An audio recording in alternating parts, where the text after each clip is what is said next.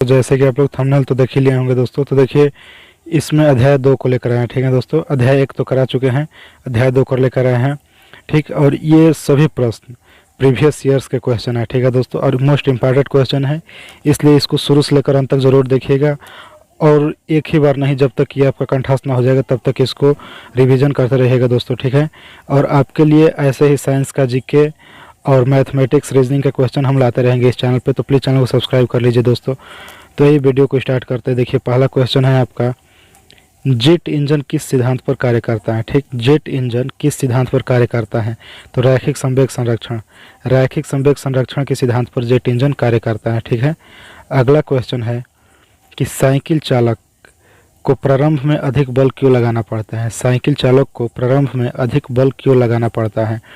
तो देखिए चालक जड़त्व पर विजय पाने के लिए अधिक बल लगता है। देखिए यहाँ पे साइकिल ही नहीं, साइकिल के छोड़ा करके रिक्शा भी हो, जो कि मतलब पैर से अपना बल दे करके चलाया जाता है। मोटरसाइकिल नहीं, अपना पैर से बल देकर चलाने के लिए, जड़त्व पर विजय पाने के लिए, क्योंकि गुरुत्वाकर्षण के कारण जमीन उसको अपने तरफ खींची रहती है पृथ्वी, ठीक है दोस्तों। तो उस पर विजय पाने के लिए उससे ज़्यादा बल लगाने की आवश्यकता होता है, ठीक है। तो इसीलिए चालक जड़त्व पर विजय पाने के लिए अधिक बल लगाता है दोस्तों, ठीक।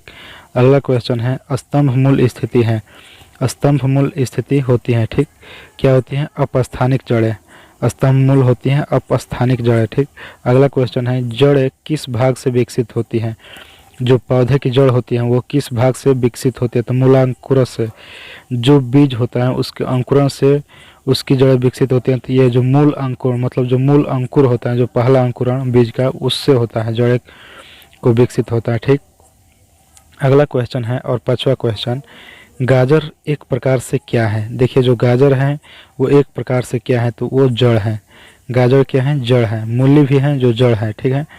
अगला क्वेश्चन है कि हल्दी के पौधे का खाने योग्य हिस्सा कौन सा होता है, तो हल्दी का पौधे का खाने योग्य हिस्सा होता है प्रकंद।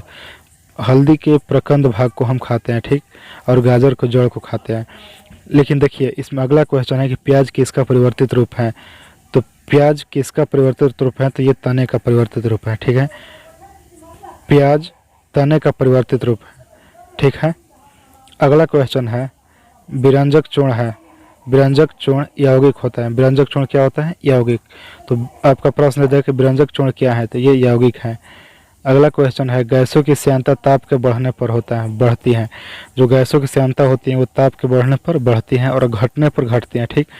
अगर गैसों की श्यानता घटाई जाती है ताप को, तो ताप घटेगी, और श्यानता बढ़ाई जाएगी तो ताप बढ़ेगी, ठीक है दोस्तों।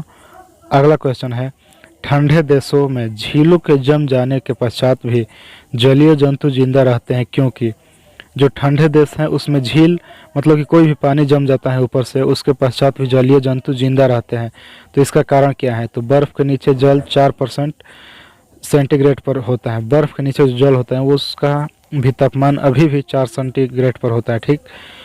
और अगला क्वेश्चन है, ये थोड़ा देख लीजिएगा 10वां क्वेश्चन फिर से, ये बहुत इंपॉर्टेंट क्वेश्चन है। और 11वां क्वेश्चन है, यदि पृथ्वी पर वायुमंडल न होता तो दिन की अवधि होगी। अगर पृथ्वी पर से वायुमंडल हटा दिया जाए, नगण्य कर दिया जाए, तो दिन की अवधि अधिक हो जाएगी, ठीक है दोस्तों। अगला क्वेश्चन है, घूर्णन करती एक गोल मेज पर अचानक एक लड़का आकर बैठ जाता है। मतलब घूर्णन करती है, एक मेज जो है वो गोलाकार में घूम रही है, तो उस पर कोई भी लड़का हो या लड़की हो, मतलब कोई भी आकर बैठ जाता है, तो मेज के कोणीय वेग पर क्या प्रभाव पड़ता है। तो आकर बैठने के बाद से मेज के कोणीय वेग पर क्या प्रभाव पड़ेगा, तो वो कम हो जाएगा, ठीक। अगर कोई भी चीज़ घूर्णन कर रहा है उस पर आकर अचानक कोई भी बैठ जाएगा, तो उसका ऑटोमेटिक है कि घूर्णन जो है वो उसका गति कम हो जाएगा, ठीक। अगला क्वेश्चन है और 13वां, देखिए बल गुणनफल है, तो बल किसका गुणनफल है, तो द्रव्यमान और त्वरण का होता है, F बराबर m इंटू ए होता है, ठीक। F बराबर m इंटू ए, तो बल द्रव्यमान और त्वरण का गुणनफल है। आनुवंशिकता एवं विभिन्नता के बारे में जानकारी देने वाली वनस्पति विज्ञान की शाखा को क्या कहते हैं। आनुवंशिकता एवं विभिन्नता के बारे में जानकारी देने वाली वनस्पति विज्ञान की शाखा को क्या कहते हैं, तो इसको कहते हैं अनुवांशिकी, ठीक है। अनुवांशिकी कहते हैं जो कि आनुवंशिकता और विभिन्नता के बारे में जानकारी देती है, उस वनस्पति विज्ञान की शाखा को। अगला क्वेश्चन, शून्य में स्वतंत्र रूप से गिरने वाली वस्तुओं अथवा, मतलब कि जो शून्य में स्वतंत्र रूप से वस्तु गिराई जाती है तो उसमें क्या होता है, तो त्वरण जो होता है वो समान होता है। क्या होता है, त्वरण समान होता है। कब? जबकि वो शून्य रूप से स्वतंत्र रूप से गिराई जाती है। ठीक, ऊपर से नीचे की तरफ में। अगला क्वेश्चन, पदार्थ के संवेग और वेग के अनुपात से कौन सी भौतिक राशि प्राप्त की जाती है? जो पदार्थ के संवेग हैं और वेग के अनुपात से कौन सी भौतिक राशि प्राप्त की जाती है? तो वो द्रव्यमान होता है। द्रव्यमान से हम पदार्थ के संवेग और वेग का अनुपात ज्ञात कर सकते हैं। शहद का प्रमुख घटक है तो क्या है? फ्रक्टोज है। शहद का प्रमुख घटक फ्रक्टोज होता है। ठीक, अगला क्वेश्चन है, मानव शरीर में विटामिन ए संचित रहता है। मानव शरीर में जो है वो विटामिन ए कहाँ पर संचित रहता है? तो ये यकृत में रहता है। यकृत में विटामिन ए संचित रहता है। ठीक, अगला क्वेश्चन है और 19वां, विटामिन सी का सबसे उत्तम स्रोत है। विटामिन सी, देखिए विटामिन सी का आंवला है। अगर आंवला के जगह पे आप अगर ऑप्शन में आंवला ना देकर कोई भी खाटा चीज देते तो उसको मार देना है ऑप्शन को, वही सही हो जाएगा। तो विटामिन सी का सबसे अच्छा स्रोत आंवला होता है क्योंकि खाटा चीज में विटामिन सी पाया जाता है। अगला, हृदय की धड़कन नियंत्रित करने के लिए निम्न में से कौन सा खनिज आवश्यक है? हृदय की धड़कन नियंत्रित करने के लिए निम्न में से कौन सा खनिज आवश्यक है? तो ये पोटेशियम है। ठीक, जो पोटेशियम है वो हृदय की धड़कन को नियंत्रित करने के लिए आवश्यक खनिज है। अगला क्वेश्चन, पालक के पत्तों में किसकी मात्रा सबसे अधिक होती है?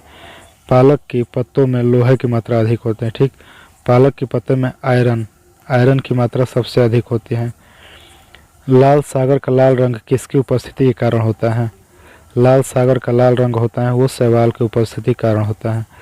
लाल सागर का लाल रंग किसकी उपस्थिति के कारण होता है? शैवाल के। गलगंड रोग, अगला क्वेश्चन, गलगंड रोग के से कुछ समुद्री खरपतवार खाने से बचा जा सकता है क्योंकि इसमें पाया जाता है आयोडीन, स्पैन, जो नमक होता है वो पाया जाता है गलगंड रोग। ठीक, अगला क्वेश्चन है, पेनिसिलिन की खोज किसने की थी? पेनिसिलिन की खोज किसने की थी? तो पेनिसिलिन की खोज अलेक्जेंडर फ्लेमिंग ने पेनिसिलिन की खोज की थी, अलेक्जेंडर फ्लेमिंग ने। बहुत इंपॉर्टेंट क्वेश्चन है ये। अगला, लाइकेन किसके सूचक हैं? जो लाइकेन होता है वो किसके सूचक हैं? तो वायु प्रदूषण के सूचक है। जो लाइकेन है वो वायु प्रदूषण के सूचक है दोस्तों। तो ठीक है, तो ये रहा 25 इंपॉर्टेंट क्वेश्चन।